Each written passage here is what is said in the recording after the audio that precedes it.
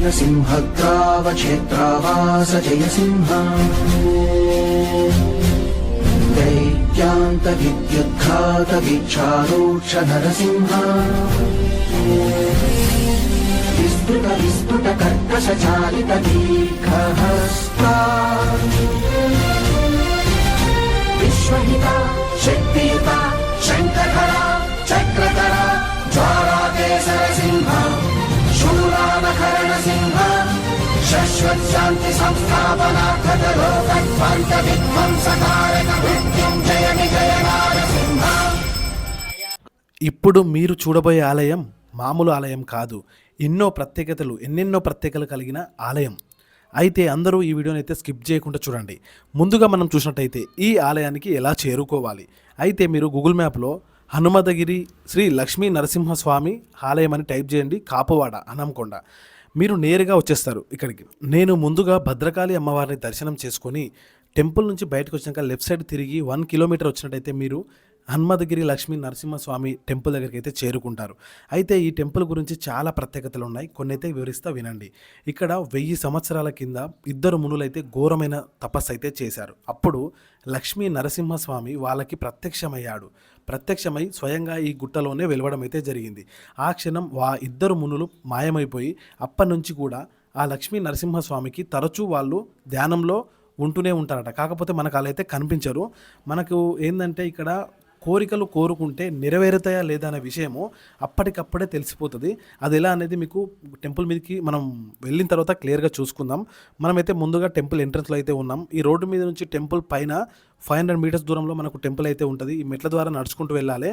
నిజంగా చెప్తున్నా, మనకు లక్ష్మీ నరసింహస్వామి ఎక్కడ చూసినా గుట్టల మధ్యలో, సొరికల మధ్యలోనే వెలుస్తుండడం విశేషం. అయితే ప్రశాంతమైన వాతావరణంలో మాత్రమే లక్ష్మీ నరసింహస్వామి వెలుస్తాడు. ఇదైతే చాలా మంచిగా అనిపిస్తుంది నాకు. చూసారు కదా, ఎండ కొడుతుంది. పొద్దున్నే ఎర్లీ మార్నింగ్ 8:30 అయితే అవుతుంది. 8:30కి అయితే నేను దర్శనానికి అయితే వచ్చిన. గుర్తుపెట్టుకోండి, ఈ ఆలయ టైమింగ్స్ కూడా మీకు క్లియర్గా చెప్తా.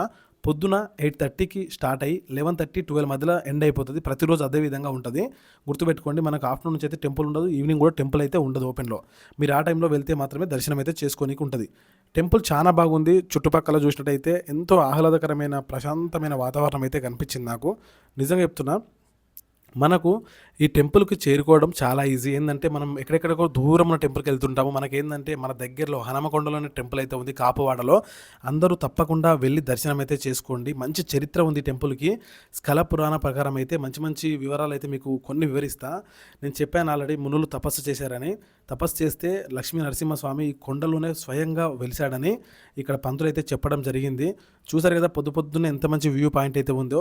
ఇక్కడ నుంచి నేరుగా చూస్తే మీకు 2 గుట్టలు అయితే కనిపిస్తున్నాయి కదా. అయితే మనకు భద్రకాళి అమ్మవారి టెంపుల్ ఇక్కడ నుంచి 1 కిలోమీటర్ దూరంలోనే ఉంటుంది. మీరు ముందుగా వచ్చి దర్శనం చేసుకొని ఇక్కడికి రావచ్చు, లేదా ఇక్కడికి వచ్చి కూడా అక్కడికి వెళ్ళొచ్చు. మీకు ఎలా వెళితే అలా అక్కడ రోడ్ నుంచి అయితే వెళ్ళిపోవచ్చు. మనం భద్రకాళి టెంపుల్కి దగ్గరనే ఉంటుంది. ఇంకొక విషయం, ముఖ్యమైన విషయం ఏమిటంటే, మనకి ఇక్కడ కోరికలు కోరుకున్న తర్వాత తక్షణమే తెలిసిపోద్ది మనకు కోరిక నెరవేరలేదని.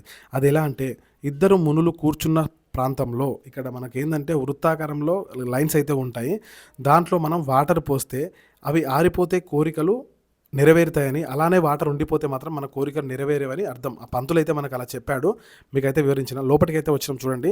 అందరూ లక్ష్మీ నరసింహస్వామిని దర్శనం అయితే చేసుకోండి. మీ కోరికలు తప్పకుండా నెరవేరుతాయి. మీరు ఒకవేళ మీ కోరికలు నెరవేరుతాయా లేదా తెలుసుకోవాలనుకుంటే హనుమదగిరి లక్ష్మీ నరసింహస్వామిని దర్శనం చేసుకోవాల్సిందే. ఇక్కడ అర్చన చేస్తే 150 రూపీస్ ఛార్జ్ చేయడం జరుగుతుంది. అంటే 150 రూపీస్ అర్చన టికెట్లు. మీకు డౌట్లు ఉంటే ఫోన్ నెంబర్లు అయితే అక్కడ ఉన్నాయి, కాల్ చేయొచ్చు. చూసారు కదా, మనమైతే ఇక లోపలికైతే వెళ్దాం. లోపలైతే కొంతమంది అయితే ఉన్నారు. ఏంటంటే లక్ష్మీ నరసింహస్వామి సొరికలో వెలవడం ద్వారా మనకైతే నిలవడానికి అవకాశం ఉండదు, వంగే ఉండాల్సి ఉంటుంది చాలాసేపు వరకు. ఇక్కడ చూడండి ఒకసారి, అదే విధంగా వంగి ఉండాల్సి ఉంటుంది. స్వామివారు స్వయాన తన చేతులతో ఇక్కడ కోనేరునైతే తవ్వారంట. చూడండి, 365 రోజులు ఈ కోనేరులో వాటర్ వస్తూనే ఉంటాయంట. ఒక్కసారి కూడా వాటర్ ఇంకిపోవంట, ఎప్పటికీ వాటర్ ఉంటాయంట. అందరూ ముందుగా స్వామివారిని అయితే దర్శనం అయితే చేసుకోండి. అందరికీ శుభం కలుగునుగాక. తప్పకుండా ఈ వీడియోకి లైక్ చేసి మీ సపోర్ట్ నాకు అందిస్తారని ఆశిస్తున్నాను.